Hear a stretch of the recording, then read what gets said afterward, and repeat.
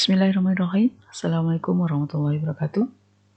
Kita lanjutkan materi tentang ekosistem, yaitu kita pelajari bagian pertama, yaitu tentang tingkat organisasi makhluk hidup.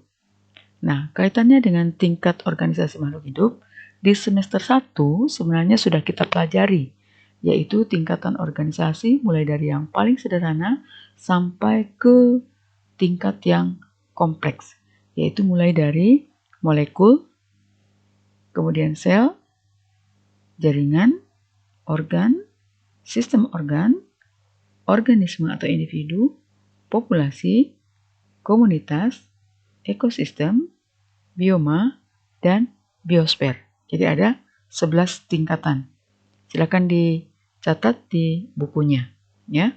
Kemudian yang akan kita bahas di sini bukan mulai dari molekul, tetapi kita mulai dari individu, karena yang akan kita bahas di sini terkait dengan materi yang sudah kita bahas pada video sebelumnya, yaitu tentang ekosistem ekologi, ya.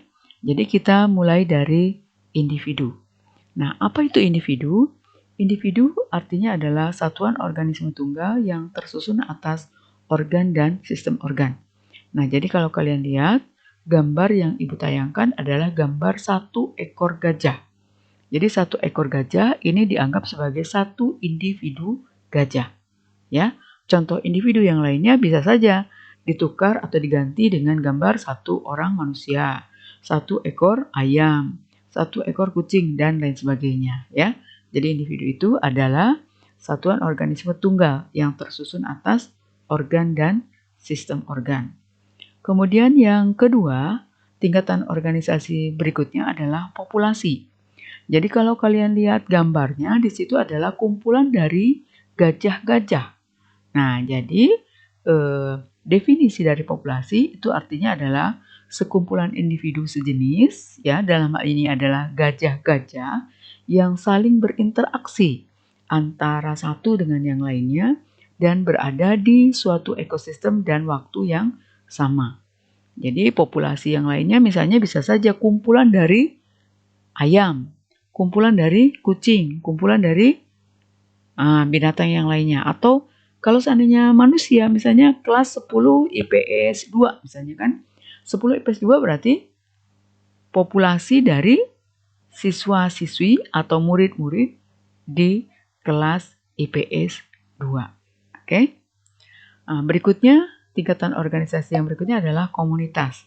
Jadi kalau kalian lihat gambarnya, di situ ada gajah, kemudian ada apa lagi? Ya, ada makhluk hidup yang lainnya ya, ada pohon-pohonnya. Nah, ini kebetulan yang Ibu ambil ini tidak ada contoh binatang yang lainnya ya. Jadi sebenarnya kalau yang lebih tepat itu adalah di situ ada kumpulan dari populasi hewan-hewan yang berbeda-beda.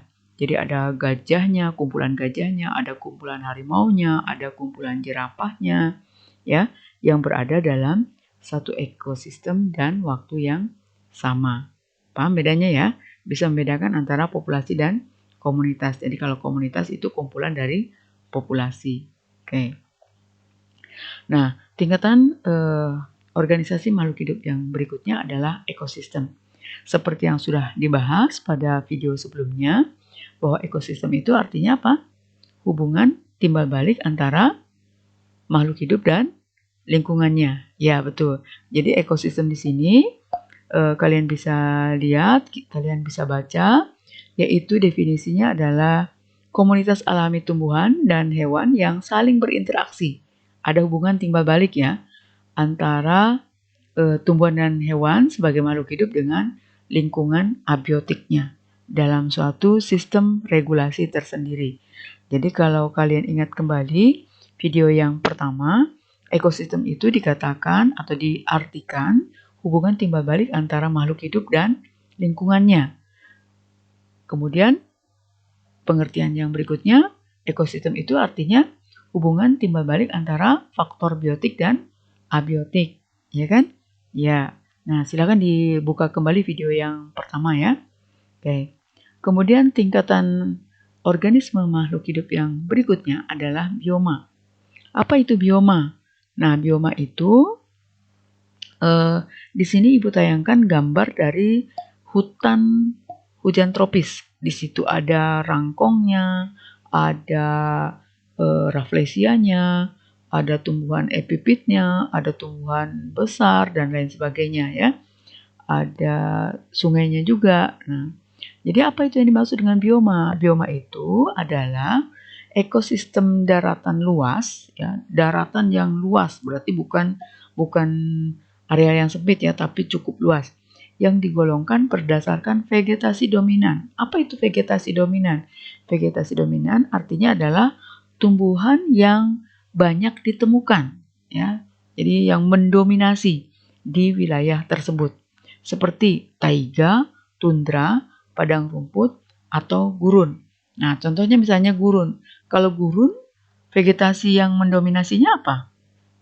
Ya, karena berada di gurun itu biasanya adalah berupa kaktus ya. Di situ hanya ditemukan tumbuhan sejenis ya, kaktus. Kemudian kalau padang rumput sudah jelas itu adalah rumput ya.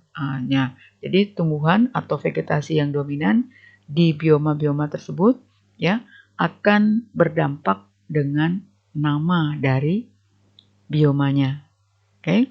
Nah, jadi materi tentang tingkat organisme makhluk hidup Ibu cukupkan sampai di sini.